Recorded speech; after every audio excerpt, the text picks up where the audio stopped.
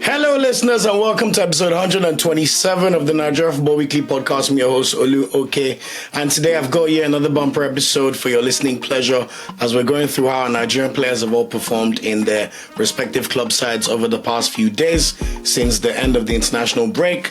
And of course, we've got a bumper midweek of Premier League fixtures to look forward to starting from tomorrow. So I wanted to get this out today so we could preview all those games to come and be able to track our players for a full week in next week's episode. So without any further ado, what's happened since the international break that's worth noting with Nigerian players? Firstly, I wanted to, before I even get into that, I just want to say thanks again for all the support. We're getting close to 2,000 subscribers on YouTube and being able to be monetize the channel. So thanks to all the listeners. Please continue to like, share, and subscribe.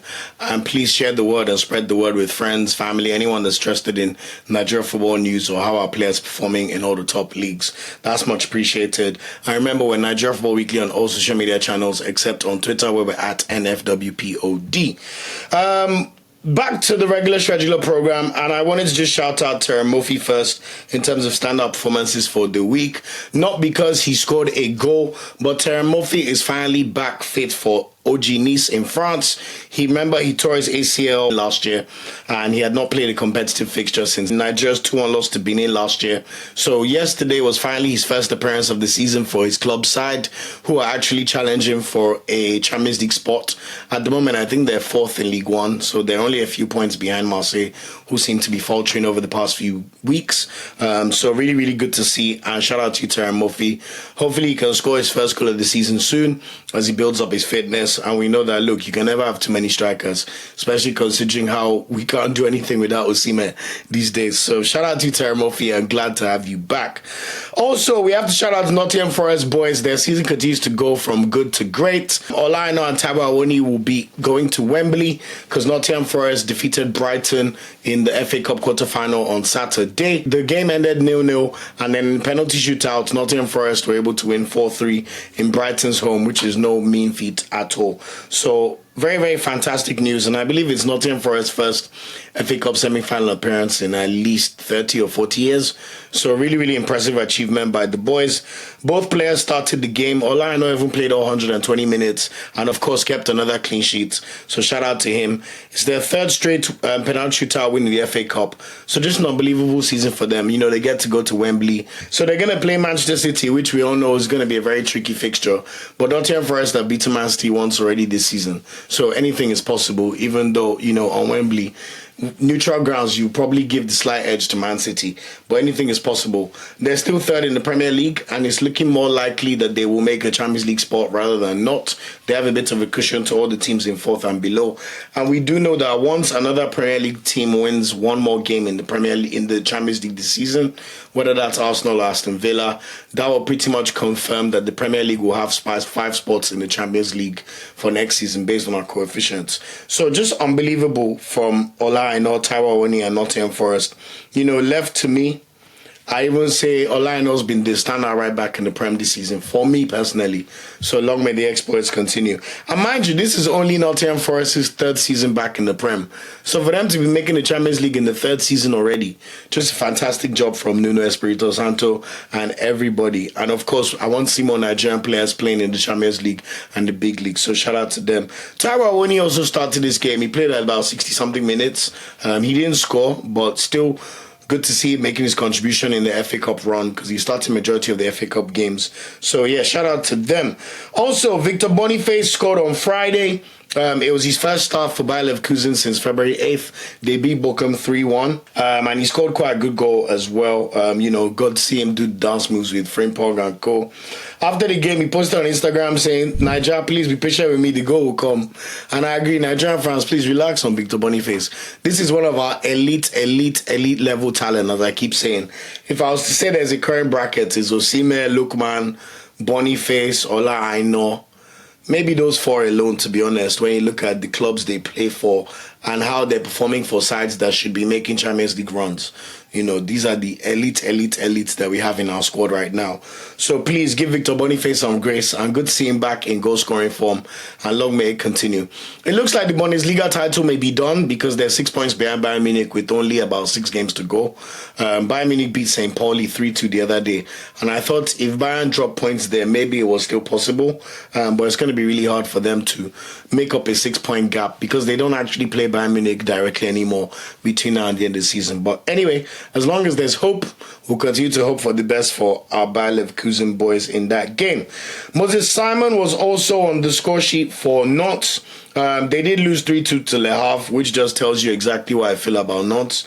However, he's now their joint top goal scorer in the season with 7 goals, and he also has the most assists for the team with 8, which puts him in number 2 in Ligue 1 rankings.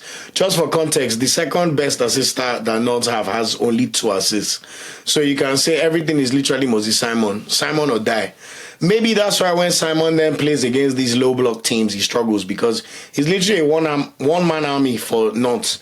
And most games Nantes play, because they're fully a mid-table team, even closer to relegation, they're just not playing against low blocks. So maybe that's why it affects sometimes Moses Simon's decision-making with the national team. We know players improve by playing with better players. So maybe it's time for Simon to stop this big fish in a small pond vibe. You know, I mean, if you're getting a goal and an assist and you're still losing to Le Havre, that tells you all we need to know about Nantes and where they currently stand in terms of their positioning in France. Also, shout out to Gabriel Ocho. He kept another clean sheet for Auxerre in their win over Montpellier. 96% pass accuracy, 8 clearances in the game, and Auxerre are back in the top 10 in the league. Mind you, this is his first season since leaving the Prem. I don't know why Gabriel Ocho was not called up. You know, we have to use the best players we have in our disposal. You know, since they refused to call up Akpoguma, there haven't been any progress in convincing Taristosia Darabayo, and we are beginning to see Ekong's lapses as he gets older. You have to say Gabriel Ocho is probably next up in the block. At least based on the club he plays for and how well he's playing for them, he will be above Igor Ugbo in the pecking order. You know, and he's definitely above Semi Ajayi as far as I'm concerned. We don't want championship players playing for the Super Eagles, in my humble opinion. So continue to support Gabriel Ocho, and good to see his performances for his club side over the weekend, and long may it continue. Also, I wanted to shout out Tolu Arokodare. He scored his 18th league goal of the season. He did miss a pen in the game, but once again, you know, doing really, really well. What a season is having. You know, make your debut for the national team. Also make a contribution for Osimhen's goal in that game against Zimbabwe. Unfortunately, we know we did not win that game, but anyway, Arokodare's stars continues to shine. Also, I wanted to shout out Rafiu Durosimi. He scored 2 goals and got an assist for Victoria Pilsen. Great to see him in good form since his return to action after being out for such a long spell, which also led to his failed move to Eintracht Frankfurt about 15 months ago. So this is a player that's firmly on the radar of the big leagues and certain clubs. So good to see him playing well, and he's only 22 years old. So hopefully he can keep on playing well and his star continue to rise. And maybe we might see what may even happen in the summer, depending on how the running goes for him over the next few games. Also, Cyriel Dessers, man. I need to shout out Cyriel Dessers, man. Cyriel Dessers scored a 93rd minute winner for Rangers in an eventful 4-3 win over Dundee FC.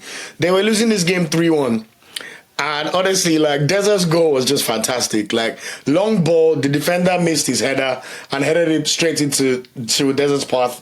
He just chested the ball and tapped it in with his right foot with a fantastic finish in stoppage time to give Rangers the win. I mean, what else can we say about Cyriel Dessers? I think that's his 23rd goal of the season. Yes, we have to caveat the level of the Scottish League, but this guy is a bagsman, man, and his confidence continues to grow. Also, I love the fact that he's playing for Rangers, which means he has a better propensity of dealing with pressure. You know, when you play for Rangers, whether you say Scotland or not, you're playing for one of the 2 biggest clubs in Scotland, and they demand perfection. And Dessers had moments when he's gone up, when he's gone down, but he continues to score goals, continues to deliver. So you, Cyriel Dessers, I just want to shout out to you. Well done for your goal contribution and for getting your team the 3 points over the weekend. And finally, we saw Senior Man finally have something senior to smile about. Iheanacho scored his first goal for Middlesbrough for the season on Saturday. It was a 3-1 win over Oxford United. Pretty good finish. They put the ball into the box and he used his left foot to caress it into the net. Hopefully, we thank God, and very, very good news for him. Hopefully, we can see him get his career back on track. He was quite emotional when celebrating the goal as well, because he should really be doing way better than Middlesbrough at age 28. This is supposed to be the prime of Iheanacho's career, and we did not expect him to be playing in Championship. He signed for Sevilla at the start of the summer, and we thought that could be the beginning of some big things for him, but in January, he got replaced by Ako Adams. They even said another Nigerian striker. That's how fed up they were with Iheanacho in Seville. They said, please be going. Go to Championship and see what can do. So, I don't really like monitoring the Championship, but we'll keep a close eye on what Iheanacho is doing in that league. Also, I just wanted to address these rumors that have been going around in social media. There have been some unconfirmed reports that Nigeria is going to be participating in a tournament in the summer hosted by England, with Jamaica, Ghana, and Nigeria and England being the 4 teams. So obviously you can imagine this has generated a lot of interest because there's a huge diaspora for all 3 countries in the UK. We're all colonized by this OG colonizer. You can imagine all the fans that'll be able to attend these friendly games if we're able to be there, and the kind of support and camaraderie that could be built up from it. However, what I want to tell you is there's only one FIFA window I know of in June. Because guess what? The club season would have ended. There's even accommodation for this Club World Cup nonsense. But mainly, players end up going on holiday in June. There's been an international calendar window added in June for 2 games to be played. And England at the moment are scheduled to play a World Cup qualifier against Andorra, and also to play a friendly match against Senegal on the 10th of June. The Club World Cup will then start on the 15th of June and will end on July 13th. And England will have some of their players representing these clubs in that competition. My whole point is, maybe someone can correct me, and maybe they've added another international calendar window in June. But as far as I'm aware, players then go on their 3-4 week holiday and return for preseason in the middle of July. So where is the international calendar window where this supposed fixture is supposed to take place? And I've seen press from Ghana, Nigeria, and Jamaica pick up this story, but not one press from England about this story. In my opinion, it is fake news. I don't really believe it because I don't see where the logistics are going to happen. If it ends up being confirmed, I'll hold my hands up and say sorry. And in fact, I'll even try and get a ticket to go and watch Super Eagles because, we're nearby. But please, at this point in time, I don't believe it's true. So let's just be a bit careful about these news sources and the information that's being spread, And then finally, I just wanted to touch on the Super Falcons. This weekend that's coming is supposed to be an international window for the women's team. All Nigeria's rivals have games to play. For the second international break in a row, the NFF have not planned anything for the Super Falcons. When I say anything, no fixtures, no camps, no preparation. They're still not even sure who their head coach is. It's just horrible. And there's a WAFCON to play this summer. All our mates are having international fixtures, Morocco's or South Africa's of the world. And somehow the best team in our country in terms of winning medals, the women's, the Super Falcons, have been ignored yet again. I don't really understand it, and it's why I like to blame this Gusau man, because we're not seeing no workings, man. These players need to be playing games to be in the best form to compete at the WAFCON. But yet again, they've been neglected, and there's not even enough wahala about it because it's the women's team, as usual. Why does NFF fail at so many things? Ibrahim Gusau, what are you doing? What is your focus? What are you spending your time doing? Show us the workings so that we don't want to lament. We don't even want to know who the president of our FA is. If things were going well, we'll not even need to worry about what your name is. But it's just failure all around. Men's failure, women's failure. You cannot even organize friendly match for them. So what the hell is going on, man? It's just sad to see all around, but I just feel like it's important to call that out because we have a lot of star players and good quality players in our women's team. Also, we saw what they did in the World Cup where they beat Australia, the hosts, and only narrowly lost to England in the round of 16 on penalties. So this is a team with a lot of potential. But if you do not put them in the right environment to harness potential or to pick up the level and build chemistry, they are just wasting their time. Now, summer will come and people will demand that they must win the tournament. But what have they been doing? Where has their preparation been going? So it's just a shame to see. And hopefully we will see things improve in the future. So those are the main talking points I wanted to touch on for the week. And now just to go through the normal player reviews. Obviously, we've spoken about the Nottingham Forest boys and their exploits this season. Long may it continue. Tomorrow on Tuesday, which will be April 1st, so this is not April Fool's, Nottingham Forest will be playing Manchester United at home in the Premier League, and you have to say that they will likely win that game considering Man United's form so far. And then on Saturday, they'll have a Premier League game at Villa Park away in the late kickoff. Nigeria and England are now on the same time, so no need to be saying Nigeria time. This will be a 5:30 p.m. kickoff in Nigeria. As for the Fulham boys, commiserations about their 3-0 loss to Crystal Palace. They got absolutely battered. They started the game well. The first 25 minutes, they were even the better side. But this is why you need individual quality in your team, because Ebereze picked up the ball, scored a wonderful goal to make it 1-0, and all of a sudden the game was broken. He then got the ball and assisted Ismail Assar just before halftime. Next you know it's 2-0. And then Bassey made a mistake towards the end of the game, which allowed Nketiah, just in terms of stepping up and providing an offside line. Next, Eddie Nketiah was able to run through and make it 3-0 for Crystal Palace. So Crystal Palace will be going to Wembley, where they'll be playing Aston Villa. Anyway, the Fulham boys don't have too many days to lay in misery. They do play Arsenal tomorrow at the Emirates Stadium, 7:45 p.m. kickoff. And to be fair to Fulham, they've been one of Arsenal's bogey teams in the past few seasons. Last year, I don't believe we beat them in our 2 games against them. And this season, yet again, we had that late goal by Bukayo Saka cancelled, where we thought we were going to win the game 2-1. But of course, we drew there again. So this is a very, very tricky tie for Arsenal. So let's see how it goes. And then Fulham, after playing Arsenal, will then play Liverpool at home at Craven Cottage on Sunday. I know where I'd rather Fulham do well in, considering my allegiances. Hopefully they can help us more, because the title is done. I'll just be the deluded Arsenal fan. But anyway, I hope Fulham can play well against Liverpool on Sunday. As for Ndidi and Leicester, they will be in action against Manchester City away on Wednesday, 7:45 p.m. kickoff. And then they play Newcastle at home on Monday. So very, very tough fixtures, and it looks likely that they're doomed. In fact, right now, I'll say Leicester the worst team in the Premier League. On recent form, they're atrocious. Like, honestly, they stink. And as for the Southampton boys as well, they'll be in action against Crystal Palace at home on Wednesday. And then they play Tottenham away on Sunday. Let's see how this game goes. We know Southampton will probably lose both games. But if there's been any bright spots for their season, I'll say it's Onuachu. I haven't watched the Premier League preview show. And I've forgotten the journalist. He was talking about how Onuachu plays well enough that he knows he can be a rotational striker for a Premier League team, regardless of what happens at Southampton. And his performances definitely show that so far.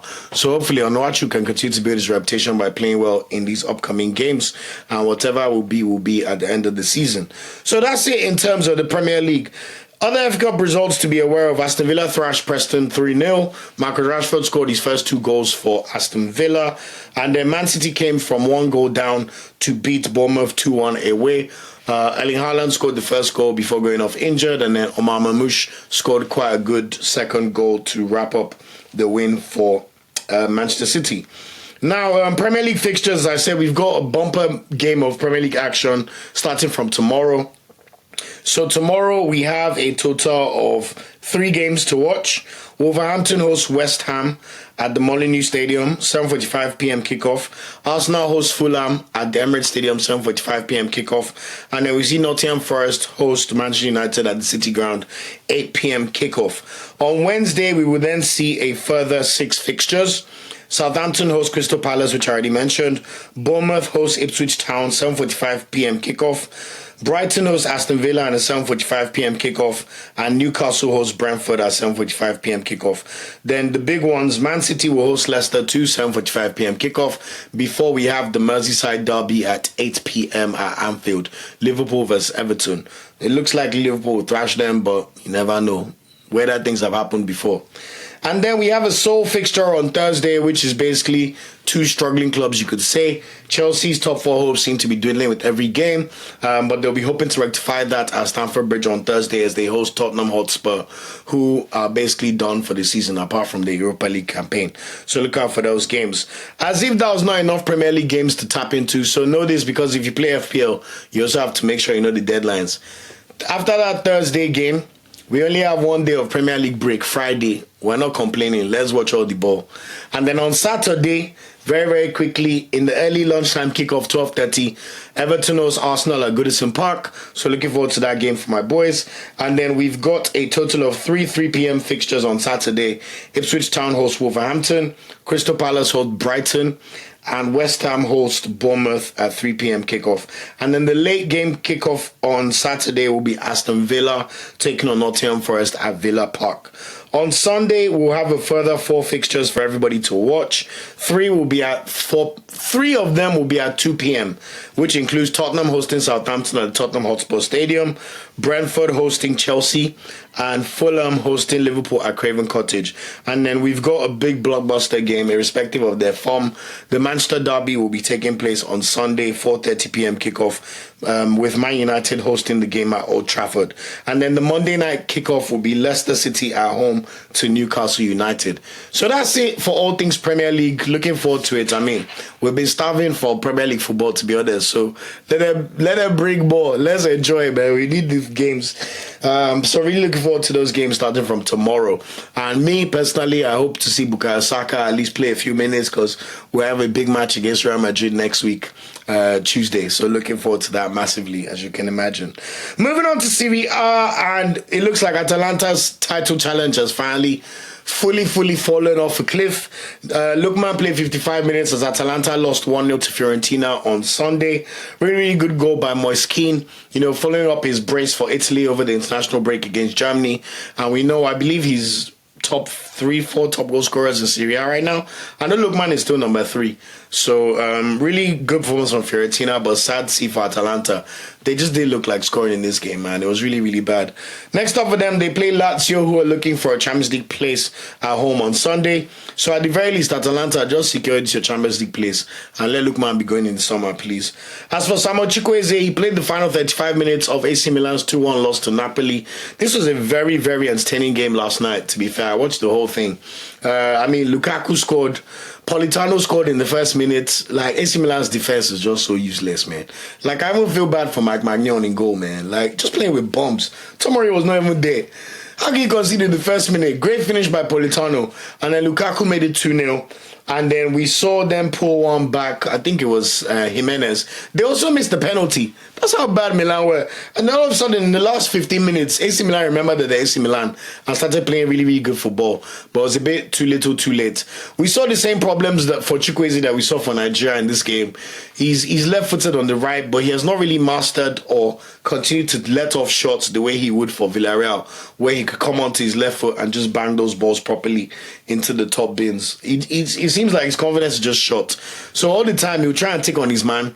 Sometimes he'll dribble past them. Like there was 1 or 2 times he got the better of the Napoli left back. But the final ball would either get cleared or something will go wrong. Or he'll continue drifting into the center of the pitch and then just lay the ball off. So honestly, Chukwueze, we'll just put him in our prayers. Let's just put it like that. But he's got a very, very important game this week anyway. They've got the Coppa Italia first leg semi-final against Inter, so it'll be the Milan derby on Wednesday. And then they play Fiorentina at home in the league on Saturday. So hopefully Sergio Conceição could give Chukwueze a few starting belts here and there, considering how the other players are faltering, and he would improve in his games. Fisaro Dele-Bashiru's Lazio played Torino later today. It is currently 6:27 p.m. So that game kicks off at 7:45 p.m. And then let's see what he could do against Atalanta away on Sunday. As for Maduka Okoye, he played 90 minutes for Udinese against Inter. They lost 2-1, but as I've said before, Inter are the best team in Serie A by far. DeMarco with 2 gorgeous layoffs, one for Anatovic, the other one for Davide Fratesi to make it 2-0. Udinese scored a great solo goal by a player called Solet, actually. Really, really good goal. But it was too little, too late. So let's see if Udinese could get better luck on Friday when they play Genoa away. Moving on to the Bundesliga, I already mentioned that Victor Boniface scored the second goal for Leverkusen as they beat Bochum 3-1 on Friday. Then Tella did not play this game. Next up for them, they also play in the DFB Pokal tomorrow. I think it's the semi-final or quarter-final stage. So they'll be looking to retain their title in that particular cup. And then they play Heidenheim on Saturday, 2:30 p.m. kickoff. As for Franco Onyeka, he played 72 minutes ago, yellow card, as Orban drew 1-1 against Gift Urban and Kevin Akpoguma's Hoffenheim on Saturday. Next up for Oberg, now that their clean sheet streak is wiped off, they've got the unenviable task of playing Bayern Munich at home on Friday, 7:30 p.m. kickoff. However, Oberg are unbeaten in their last 11 Bundesliga games, so I'm sure Boniface and Tella would have spoken to Onyeka to ask for a nice little favor that please, Ejo, we're trying to see if we can retain our Bundesliga titles. Is there anything you can do for us? So let's see how that game goes. And as for the Hoffenheim boys, Gift Orban did play 60 minutes in this game. Akpoguma was left on the bench as an unused sub. So let's see if they could have better luck on Saturday when they play Leipzig away. Speaking of Leipzig, they just sacked their manager Marco Rosa after 2.5 years because their form has been horrible. And they put up a Hall of Shame Champions League campaign. So you can't really be mad at their fans for the way they must be feeling about certain things this season. So yeah, look out for that.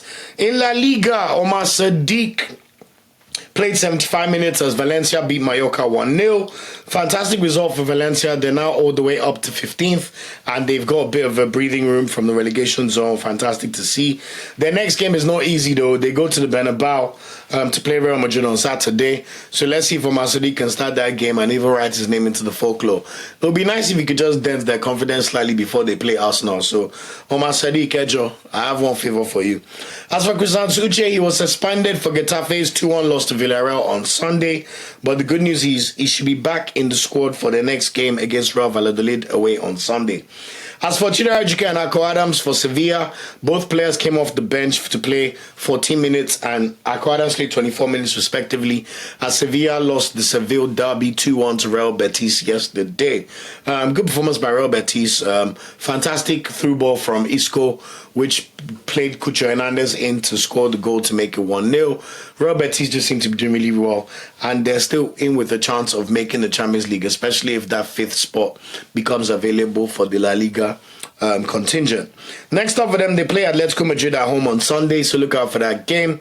And then moving on to Ligue 1 in the last of the top 5 leagues, Iheanacho was on the bench for Monaco in their 2-1 win over Nice. Let's see if he gets some minutes on Saturday when they play Stade Brestois away, 6 p.m. kickoff. I've already spoken about Moses Simon's exploits for Nantes. Let's see if they have some better luck on Friday when they play Nice away. As for Chuba Akpom, he came to play the final 3 minutes for Lille as they beat Lens 1-0 on Sunday. They're 5th and still with the chance of making a Champions League spot. Next up for them, they play Lyon away on Saturday, so that should be a very good game to play. I've already spoken about Gabriel Osho's exploits for Auxerre in their 1-0 win over Montpellier, who are the worst team in Ligue 1. Next up for them, they play Rennes away on Sunday, 4:15 p.m. kick-off. As for Hamza Ojediran, he was no new sub in that 1-0 loss for Lens against Lille. So let's see if he gets some minutes when they play Saint-Etienne at home on Sunday, who are one of the worst teams in Ligue 1. And finally, I already spoke about Terem Moffi coming on to play the final 8 minutes for Nice in their 2-0 loss to Monaco. Let's see if he gets some more minutes on Friday as Nice hosts Nantes at home. So that's it in terms of the top 5 leagues. Moving on to the other leagues, just to round up with Turkey as usual. Victor Osimhen played 90 minutes for Galatasaray as their unbeaten record for the season was finally ended. Galatasaray lost 2-1 away to Besiktas. Really, really good goals from Rafa Silva and Gelson Fernandez. So, shame, but it looked like it was always going to happen because going a whole league season unbeaten is very, very hard. It looks like PSG are going to do it in League 1, but that's an 18 club league. I mean, same with Turkey, but to be fair, it was always likely they might get one loss here or there. So unfortunately, that time has come now for Galatasaray. The good news is they're still 3 points ahead of Fenerbahce, but they have to obviously watch their back now and take time. The good news also is Galatasaray play Fenerbahce on Wednesday in the Turkish Cup, 6:45 p.m. kickoff. So that should be another brazen encounter. I'm sure they'll have all the police surrounding the game and all of that. But we'll, of course, bring you the winner of that game as and when it happens. And then Galatasaray plays Samsunspor away on Sunday. As for Brighton, Osayi-Samuel, he was an unused sub in Fenerbahce's 4-2 win over Bodrum on Friday. Let's see if he gets some minutes against Galatasaray on Wednesday, and then they play Trabzonspor at home on Sunday. Mourinho is probably thinking, I smell blood. Let's see if he can go for this title. But of course, we'll see how that goes. As for Anthony Dennis, he played 85 minutes in Godsepe's 1-1 draw against Trabzonspor on Saturday. Göztepe will also be in action in Turkish Cup. They play Besiktas away on Thursday, and then they play Gaziantep in the league at home on Monday. Speaking of Gaziantep, David Okereke played 90 minutes and got a yellow card as Gaziantep lost 1-0 to Konyaspor on Friday. Next up for them, they'll be playing Göztepe away on Monday, so fingers crossed on how that game is going to go. In the Premier Liga, once again, Zedu Sanusi was not in the squad for Porto in their 2-1 win over Estoril on Sunday. I'll, of course, do some more digging into that. But let's see if he's in the squad as Porto playing Benfica at home on Sunday. Porto are putting in a Hall of Shame season in Portugal. I mean, I think they're joint third with Braga. Like, unheard of stuff, man. Really, really shocking. Andre Villas-Boas, you're the president of Porto. Sort it out, mate. Sort it out. In Belgium, I already spoke about Tolu Arokodare's exploits. Girasora did come on to play the final minutes of this game. It was not a 3-0 win. It was actually a 4-0 win for Genk. So that's why his penalty miss did not matter too much. They're now in the playoff round in Belgium. So all the best teams will now play each other and see who ends up winning the league. But next up for Arokodare and Genk, they play Anderlecht away on Sunday.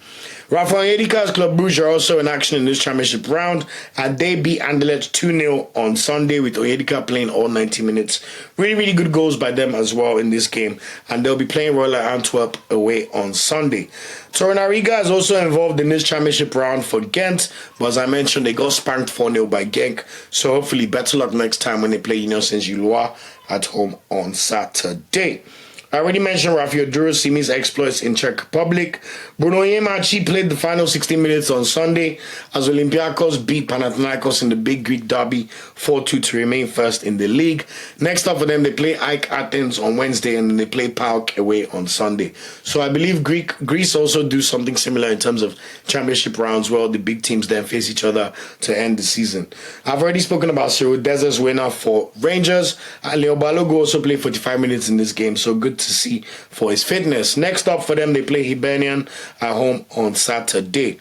As for Daniel Daga, he was on the bench for Molde as they lost 2-0 to Salzburg 08 on Sunday. Wow, that's a disgrace. I know their season just started in Sweden. But next up for them, they play Sandefjord away on Sunday. So better luck next time. As for Stein Obali, he was not in the squad for Chippa United in the 2-1 win over Amazulu FC on Saturday. I'm not sure if that's injury related, but we'll see if Nobali plays on Saturday when they play the Lamontville Golden Arrows. Ones to watch, I already mentioned there's a lot of Premier League football starting from tomorrow. So Alex Iwobi and Calvin Bassey's Fulham will be in action against Arsenal at the Emirates tomorrow, 7:45 p.m. kickoff. Aina and Taiwo Awoni's Nottingham Forest host Manchester United, 8 p.m. kickoff. On Wednesday, Brighton Osayi-Samuel's Fenerbahce hosts Victor Osimhen's Galatasaray in the Turkish Cup. So look out for that, 6:45 p.m. kickoff. And then Wilfred Ndidi's Leicester go away to Manchester City, 7:45 p.m. kickoff. Aribo and Onuachu Southampton will be hosting Crystal Palace, 7:45 p.m. kickoff as well. And then let's see if Chukwueze could start or play some meaningful minutes for AC Milan in the Coppa Italia semi-final first leg in San Siro against Inter Milan. On Friday, we will then see Terem Moffi's Nice host Moses Simon's Nantes, and we'll also see Frank Onyeka's Orban play Bayern Munich at home. So look out for those games. On Saturday, we'll see Omar Sadiq's Valencia go to the Bernabeu to play Real Madrid, 3:15 p.m. kickoff. And then we'll see the Premier League boys also back in action with Aina and Taiwo Awoni's Nottingham Forest going away to Villa Park in the late 5:30 p.m. kickoff on Saturday. On Sunday, a lot of football to watch again. Alex Iwobi and Calvin Bassey's Fulham will be hosting Liverpool at Craven Cottage, 2 p.m. kickoff. And then we'll see the Southampton boys, Aribo and Onuachu, go to the Tottenham Stadium to play Tottenham away, 2 p.m. kickoff as well. Ejuke and Akpoguma Sevilla will be in action against Atletico Madrid, 3:15 p.m. kickoff on Sunday. And then we'll see Ademola Lookman's Atalanta go square head-to-head against Fisal Dele-Bashiru's Lazio, 5 p.m. kickoff. And finally, we'll see Victor Osimhen's Galatasaray go away to play Samsunspor, 6 p.m. kickoff. I'm pretty sure that's on ESPN in Nigeria. And then on Monday, finally, we'll see Wilfred Ndidi's Leicester host Newcastle in the 8 p.m. kickoff to round up all the Premier League fixtures for the next, I guess you could say, 7 days. Starboy of the Week. Bronze medal this week, I have to give it to Victor Boniface.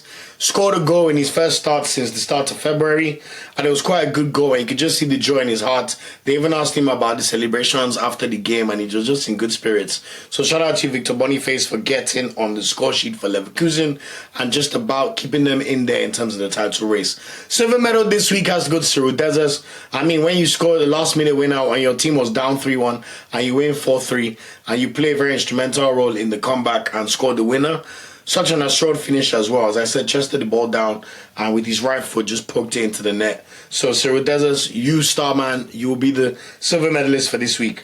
Gold medal this week, I have to give it to Rafiu Durosimi for his goals in Victoria Pilsen's 4-2 win over Sparta Prague, who are one of the bigger teams in the Czech Republic League as well.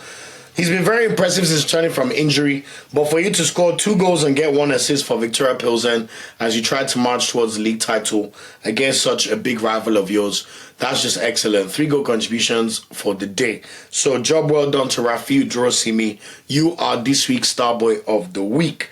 So that's it in terms of episode 127 of the Nigerian Football Weekly podcast. This was a bumper episode, but really glad to have gotten through all the football and to just talk about positive vibes regarding Nigerian players following what's happened with the Zimbabwe game. Until next time, I've been your host, Olu Oke. Please continue to support the podcast on all channels. Like, share, subscribe. Nigerian Football Weekly on all channels, and we're NFWPOD on Twitter. Until next time, take care, ciao, and enjoy all the football for the week. Peace out. Thanks for watching this video. Please like, share, subscribe, and click the bell to get a notification whenever we drop a video. You can also find our social media channels listed below. And of course, up Super Eagles and Nigeriano the ever carry last.